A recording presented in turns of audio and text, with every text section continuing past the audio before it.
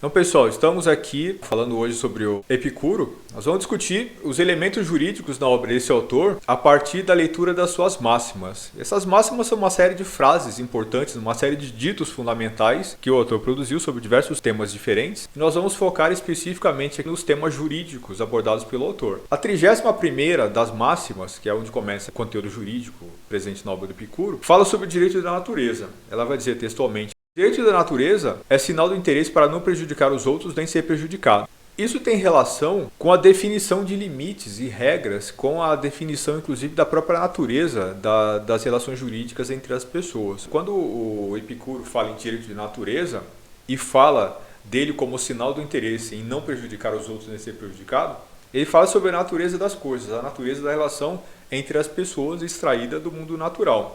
Esse direito de natureza está relacionado de alguma forma com aquele que nós vimos na obra dos autores renascentistas, dos contratualistas, embora haja uma série de diferenças entre eles também. Então nós não vamos focar nisso, vou falar apenas daquilo que é comum. Portanto, esse direito de natureza, obviamente, é aquele direito inspirado, emanado do mundo natural e expresso através de como as pessoas se relacionam. Na perspectiva do Epicuro, naturalmente as pessoas não têm intenções violentas umas em relação às outras. Isso existe, mas não é isso que define o mundo. Nesse mundo no qual nós vivemos, as relações entre as pessoas, as relações inspiradas no mundo natural, não são relações de pura violência. A natureza das pessoas, a natureza da relação entre as pessoas, torna possível a possibilidade do desejo em não prejudicar o outro nem ser prejudicado. Portanto, ainda que não haja regras estabelecidas claramente de forma delimitada entre as pessoas e entre os povos, não necessariamente esse mundo é caracterizado puramente pela violência, embora, obviamente, haja muita violência. A 32ª máxima fala que, relativamente a todos os seres vivos que não puderem estabelecer acordos para não prejudicarem nem ser prejudicados,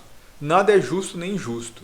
Do mesmo modo, acontece com todos os povos que não puderam ou não quiseram fazer acordos relativamente ao fato de não prejudicarem nem serem prejudicados. O que significa isso? Dentro da perspectiva epicurista, a ideia de justiça e de injustiça está relacionada com a existência de leis. Isso remete a Thomas Hobbes. Então, Thomas Hobbes se inspira exatamente nesse tipo de literatura para fazer a sua proposta sobre o estado de natureza, sobre o estado de guerra de todos contra todos e também sobre o sistema internacional. Se, vivendo no estado natural, os seres, as criaturas possuem direito natural não limitado por regras, nenhuma conduta, nenhuma atitude estabelecida pelos indivíduos é justa ou injusta. Se as leis definem aquilo que é justo e injusto, a inexistência de regra cria uma situação em que inexiste justiça ou injustiça. Se não há lei dentro de um povo, provavelmente você não terá povo, mas se regras não forem estabelecidas dentro de um povo, dentro de uma determinada sociedade, nada será considerado justo ou injusto ali.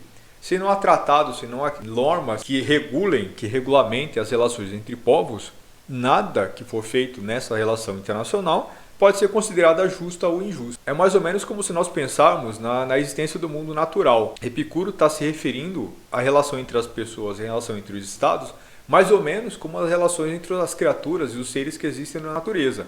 Por exemplo, se uma onça mata uma ovelha para comer, isso é certo ou errado? Não é certo nem errado, não se aplica a essa categoria. Não há acordos, não há leis, não há regras que estabeleçam relações entre ovelhas e onças. Não há relações jurídicas, não há relações legais e não há relações de justiça e de injustiça. A onça mata por quê? Porque ela tem fome. Remetendo-se aqui à máxima anterior, a onça mata por maldade, ela mata só de raiva, ela mata pelo desejo de ver o sangue escorrer no chão, ela mata uma ovelha só para ver ela sangrar, só para que os filhotes dela morram de fome. Ela mata essa ovelha, deixa ela se estrebuchando, ela vê as crias dessa ovelha ali desesperadas, prestes a morrer de fome, e ela vai embora cheia de prazer. Olha, destruir uma série de vidas? Uma onça pensaria isso? Não faz sentido, isso não se aplica. Essas relações, mesmo não regulamentadas entre os seres, elas não necessariamente possuem uma natureza maligna. No mundo natural, não é isso que acontece. Ainda que hajam coisas, ações e atitudes que nós possamos considerar cruéis, quando uma onça mata uma ovelha, a morte nos choca, ela nos causa espécie, nos causa espanto. Mas essa morte, ela não é injusta, ela não é derivada de um sentimento maligno necessariamente, pelo menos não do mundo natural. As relações entre os homens podem ser diferentes, mas no mundo natural isso não existe. Uma condição em que há inexistência de regras não necessariamente é uma relação de violência e de maldade. Não é uma relação de iniquidade. Quando Epicuro fala que não havendo tratados e acordos internacionais, não havendo leis sendo quebradas, não há justiça, é a isso que ele se refere. Se não há regras, e as regras definem aquilo que é justo ou injusto, não há injustiça sendo cometida. No 33º dito, ou máxima, ele vai dizer: a justiça não é uma coisa em si mesma, mas existe sempre em acordo com a relação com os outros, e em vários locais para não prejudicar nem ser prejudicado. Aquilo que é justo ou injusto não é uma coisa, não é um conceito, mas uma relação estabelecida por regras. Justiça é a observância das regras. Aquilo que é justo é definido como justo nas relações entre pessoas, regulamentada por regras. Justiça não é uma coisa, justiça é uma situação. Portanto, a justiça não é um conceito, a justiça não é um valor. Perceba como isso é completamente diferente daquilo que propõem os 3 porquinhos da filosofia clássica grega. Nas obras de Sócrates, Platão e Aristóteles, justiça ela existe numa relação direta com virtude. Justiça está relacionada à observância de regras, mas ela não é só isso. Justiça é um valor. Justiça é uma virtude. Justiça existe nas relações entre as pessoas num contexto em que elas são virtuosas. Justiça está relacionada com o bem. Justiça está relacionada no bem agir dentro da sua comunidade.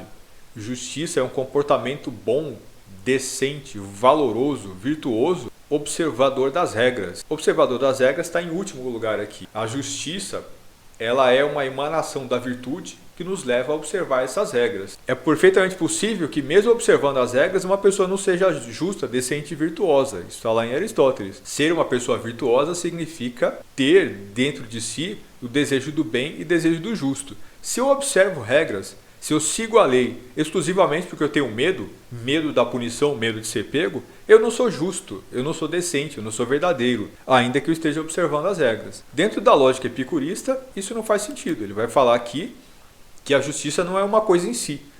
Ele não fala em nenhum momento aqui em justiça relacionada com virtude. Para ele, a justiça existe sempre em acordo com as relações com os outros. Se há regras, se há leis que estabelecem o que é válido e o que não é, para não prejudicar os outros nem ser prejudicados, aí nós teremos uma relação de justiça. Justiça é a observância de regras no contexto que existem essas regras. A 34ª máxima fala que a injustiça não é em si mesma má, mas provém do temor da desconfiança de se não escapar daqueles que são encarregues do castigo. O que significa isso?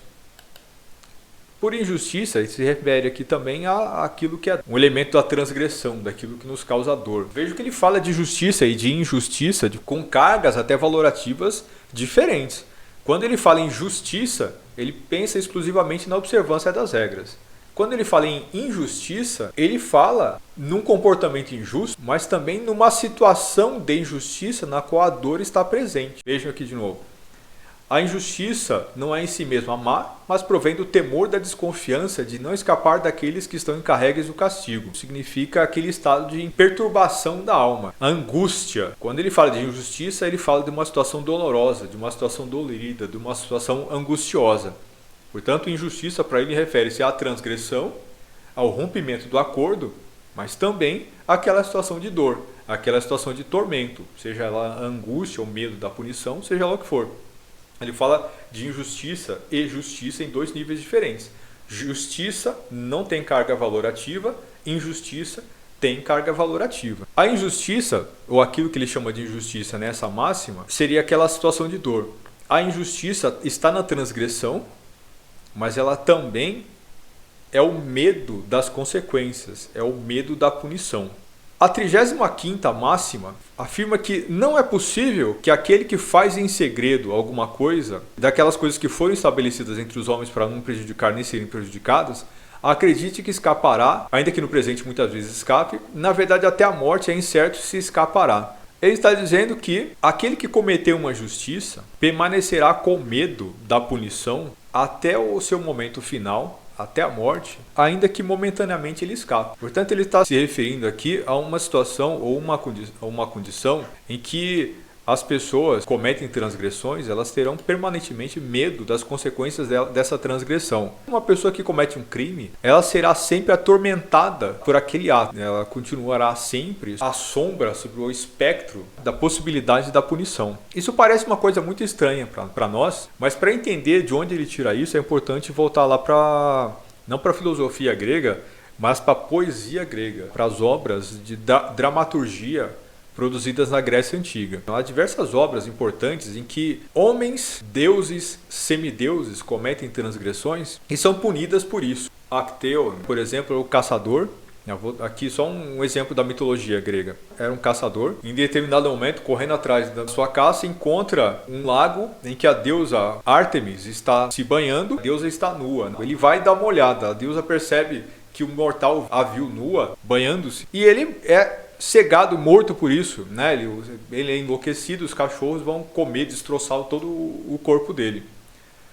Ou seja, ele cometeu uma transgressão contra o divino e foi punido por isso. Há uma infinidade de outras histórias presentes na mitologia grega. O mito de Prometeu, por exemplo, roubou o fogo dos deuses, deu aos homens e permitiu o desenvolvimento de toda a humanidade após isso. Por ter cometido essa transgressão, ele foi condenado a ser amarrado numa cadeia de montanhas e ter o seu fígado comido infinitamente por um corvo. O fígado dele é comido, depois ele renasce no dia seguinte e é comido outra vez. Então todos os dias o fígado dele é comido. Ele é punido eternamente pela transgressão cometida. A ideia da punição a transgressões é muito forte na cultura grega, é muito forte na literatura grega. Há uma infinidade de outras histórias em que personagens que cometeram transgressões serão punidas. Pessoas que blasfemaram contra os deuses, uma série de atitudes, às vezes banais do cotidiano, dão origem a punições muito severas que são acometidas contra essas pessoas por conta da ira dos deuses, porque elas atentaram contra aquilo que é correto, contra aquilo não necessariamente que é justo ou injusto, mas contra aquilo que os deuses disseram que é justo ou injusto. Portanto, essa ameaça da punição, se a pessoa falou alguma coisa errada, se ela cometeu uma atitude equivocada, era uma coisa muito presente na cultura grega. Você cultuou os deuses da forma errada, se você não fez o rito da forma correta, se você não fez uma oferta aos deuses de uma maneira que seria adequada, a punição virá.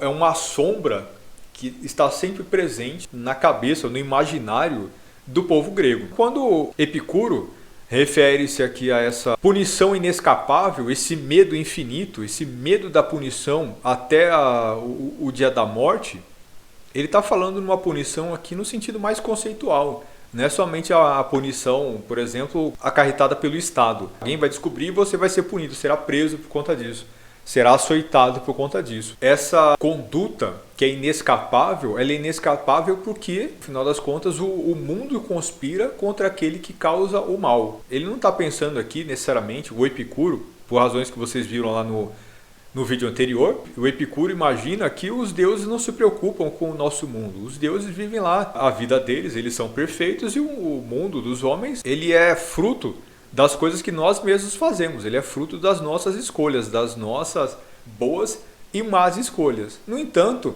essa ideia de que a punição ocorrerá, ainda assim, isso é muito forte na cabeça dele, isso é muito forte no imaginário, mesmo de alguém que não pensa que os deuses estão o tempo todo vigiando os seres humanos. Então pense como a cultura desse povo, ou de qualquer povo, é muito forte e poderosa para explicar o que eles pensam e o que eles sentem.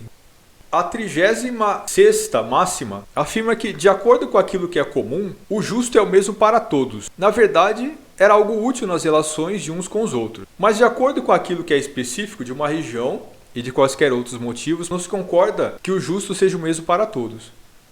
Repetindo, de acordo com aquilo que é comum, o justo é o mesmo para todos. Na verdade, era algo útil nas relações de uns com os outros. Mas de acordo com aquilo que é específico de uma região e de quaisquer outros motivos, não se concorda que o justo seja o mesmo para todos. Isso está muito vinculado àquela ideia de direito vivo que nós vemos nas aulas de sociologia jurídica. O que é justo ou injusto? São as regras celebradas entre pessoas ou entre povos.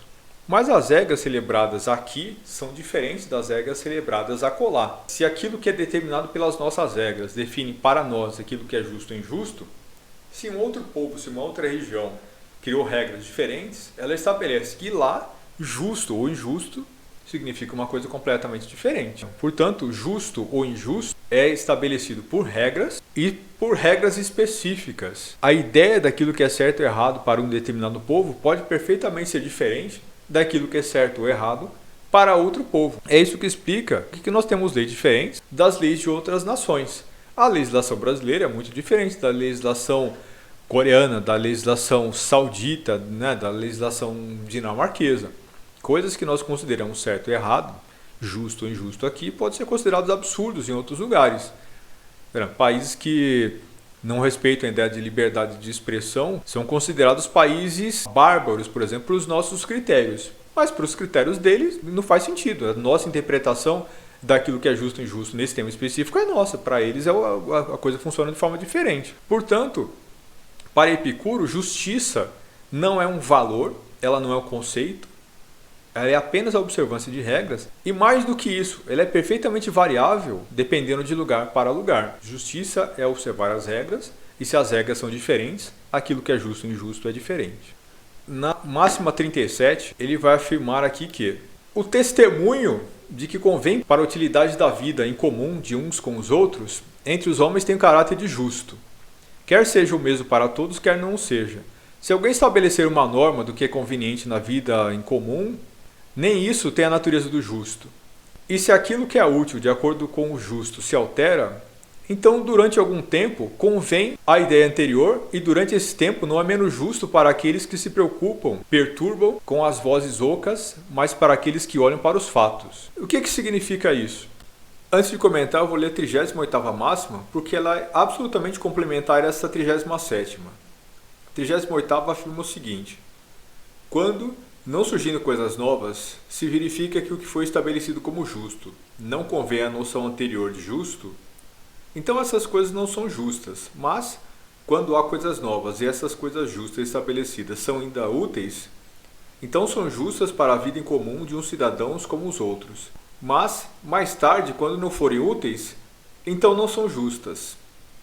Nós já definimos que justiça não é um conceito, não é um valor, não é uma virtude, ela é a mera observância das regras. Na máxima anterior, nós vimos que justiça varia geograficamente. Aquilo que aqui é justo pode não ser justo lá, na medida que as regras que aqui valem, não valem lá.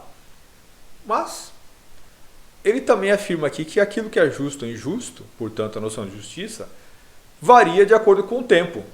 Se as regras definem que algo é justo num determinado momento, isso estará positivado. Se as regras mudarem, aquilo que é justo torna-se uma coisa completamente diferente. Exemplo do que seria isso: é justo comprar e vender pessoas, comprar e vender seres humanos, forçá-los ao trabalho, negociá-los como coisas, como mercadorias? Por exemplo, no contexto de escravidão? Naquele contexto histórico era. As leis permitiam isso. O regime da servidão e o regime da escravidão eram perfeitamente lícitos na Grécia Antiga, mas também o era no Brasil Império. Durante o Brasil Império havia escravidão negra.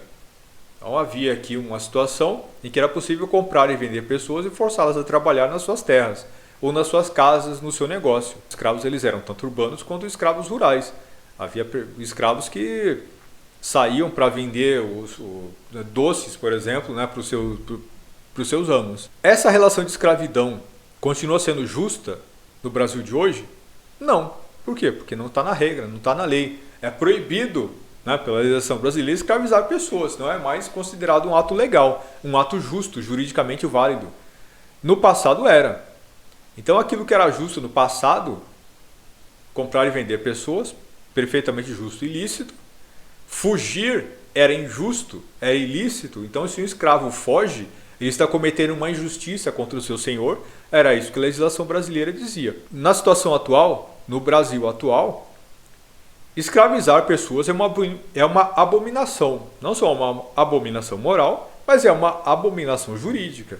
Qualquer situação em que uma pessoa seja escravizada ou viva em condições análogas à escravidão são amplamente questionáveis e consideradas injustas. Nenhuma atitude na defesa da escravidão pode ser considerada justa. Aquilo que se considera justo ou injusto varia geograficamente, se as leis são diferentes de lugar para lugar, e varia de acordo com o tempo.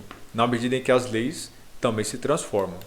Sintetizando aquilo que nós discutimos até aqui, então vejam que o conceito de direito para Epicuro, ele é separado do conceito de moral e de virtude.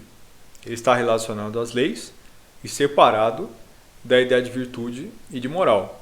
Veja que coisa interessante. No contexto em que ele vive, né, no contexto histórico em que ele vive, o mundo é um mundo completamente batido, né? É um mundo desorganizado.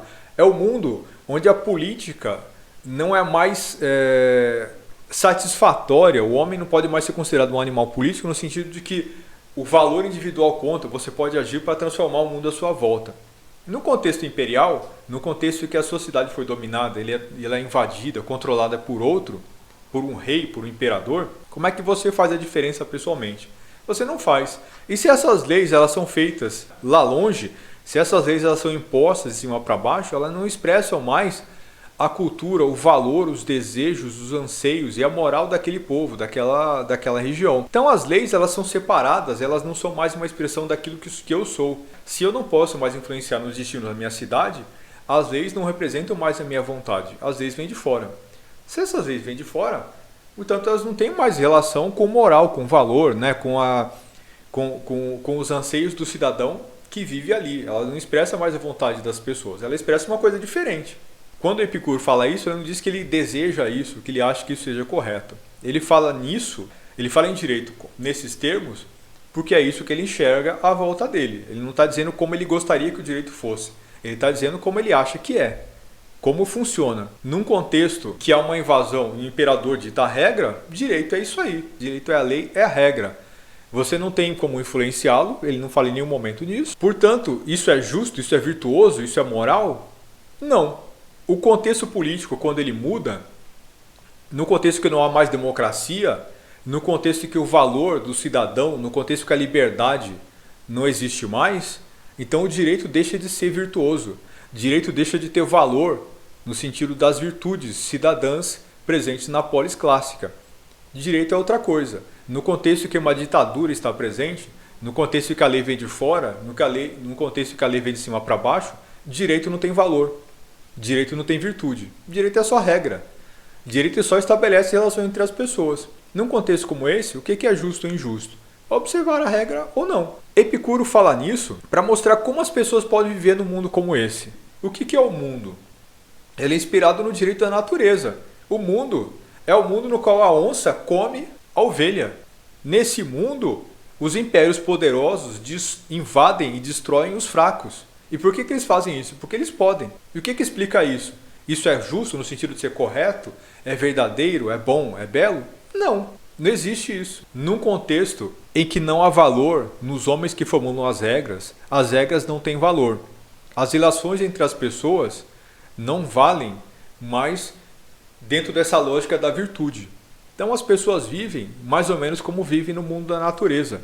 Aquilo que acontece, acontece porque sim. Acontece porque quem pode, vai e faz. Isso não é certo, isso não tem valor, isso não é justo. A única coisa que você pode fazer para viver nesse mundo maldito, miserável, em que só há desgraça e destruição por todo lado, ainda que não haja só isso, mas a política agora é fraca, ela não pode mais estabelecer uma relação de justiça nesse mundo, então a única coisa que você pode fazer é se voltar para dentro. O que eu posso fazer para ser feliz num mundo como esse, em que as regras são isso que elas são? Eu posso não me deixar afetar por esse mundo, eu posso buscar a minha felicidade interior, eu posso transformar a minha vida na busca pela paz interior. Eu vejo os exércitos passarem, destruírem os campos, matarem todo mundo. Eu vejo os vulcões explodirem, eu vejo gente morrer, eu vejo a doença levar as pessoas. Isso é o mundo. Se eu não tenho controle sobre isso, o que eu posso fazer? Nada, absolutamente nada. Vejam como é meio deprimente isso. O que eu posso fazer? Nada para mudar esse mundo, já que não existe mais política, não existe mais democracia. Então o que eu posso fazer para encontrar a felicidade? Não me deixar afetar por essas coisas. Eu posso viver uma vida em que eu vou buscar a felicidade nas coisas pequenas. Eu vivo nesse mundo maldito e miserável, mas eu tenho comida, eu tenho casa, eu tenho amigos. Eu posso me reunir com os meus amigos e conversar, bater um papo. Então, se eu vivo uma vida frugal, simples, e me preocupo com aquilo que é importante e que eu posso controlar, que é aquilo que acontece à minha volta, Se eu vivo essa vida e me satisfaço com ela, eu sou uma pessoa feliz. Eu vivo uma vida plena. Eu vivo uma vida com base naquilo que importa, naquilo que eu posso controlar e não me deixo desesperar por conta daquelas coisas que eu não controlo mais. Eu não controlo mais a política, eu não controlo os exércitos, não controlo mais a lei, direito não tem controle. A injustiça que vem de fora nesse mundo não me afeta. Claro que ela pode me afetar, né? Um dia a polícia pode vir bater na minha porta e me matar. Um dia algum bandido pode entrar na minha casa e me dar um tiro na cabeça. Pronto, acontece. Eu vou me desesperar porque isso pode acontecer? Não. Eu vivo a minha vida. No dia que acontecer, aconteceu. Essa é a tônica inteira da filosofia do Epicuro. E o que é o direito? Regras. Se as regras existem, elas são obedecidas. Então, ao direito, aquilo que é justo é a observância disso, injusto é a não observância disso. Ponto. Não tem relação com valor, não tem relação com virtude, muito menos com aquilo que é certo e errado. A função da vida e da filosofia tem a ver, portanto, com a busca da satisfação interior.